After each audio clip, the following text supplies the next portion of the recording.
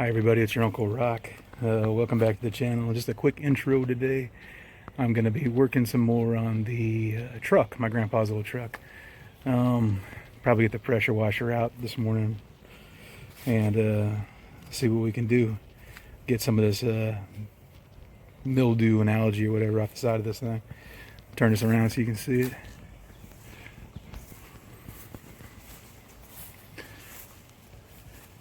Well, after the last video, this is the state of it. It's still got a lot of just junk on the side of it. You know, like a lot of that mildew is still attached. So I'm going to take the pressure washer to it. You can really see back in the back here in the bed how much mildew is still there.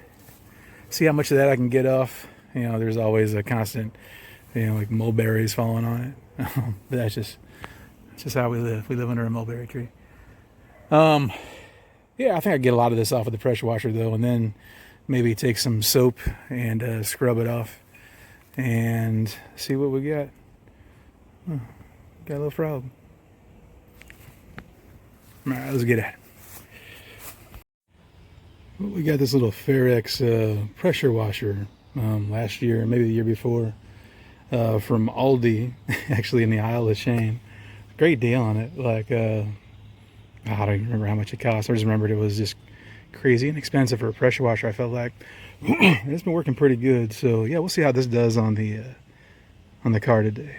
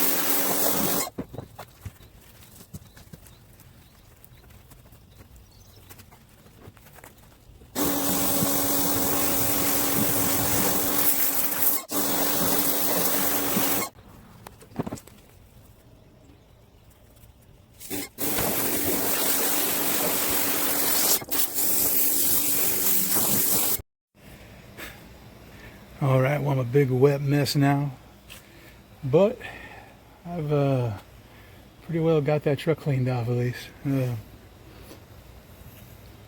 gotta say, this little you call it pressure washer I got from Aldi, the Isle of Shame there, it did a great job.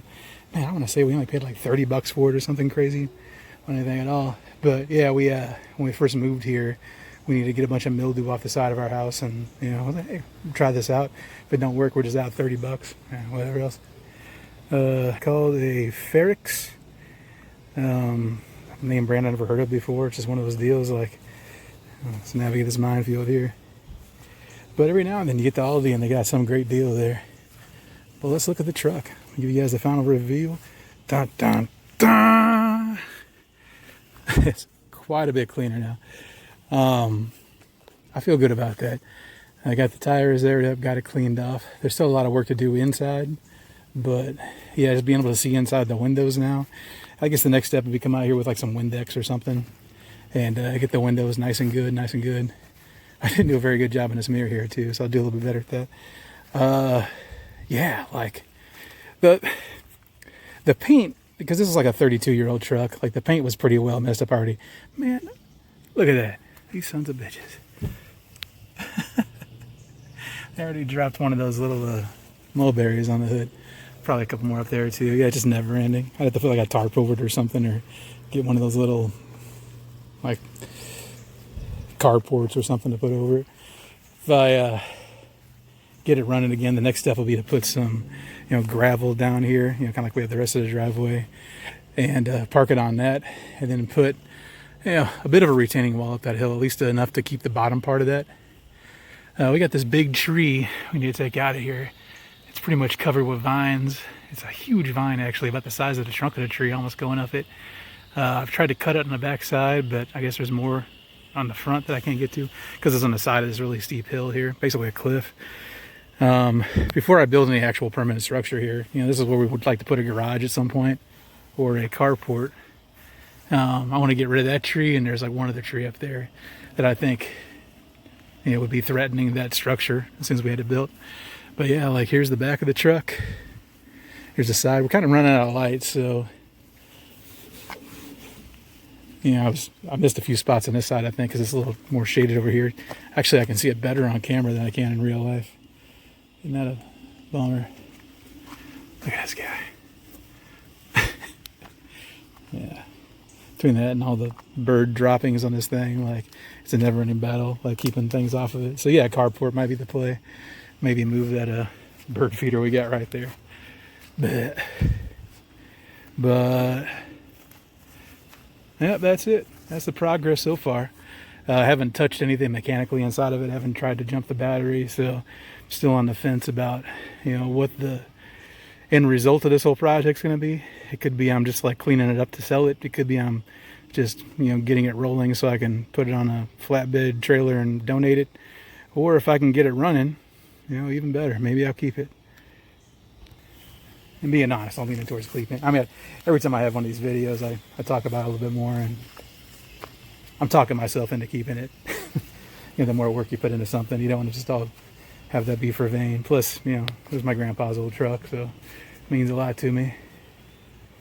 But for now, I'm going to end it. I'm pretty tired of just being outside, getting ate up by mosquitoes. Thanks for coming along. Thanks for watching. Everyone who's been subscribing, thanks for that. All the likes. I really appreciate the likes too. But yeah, here's the final result one last time. And goodbye.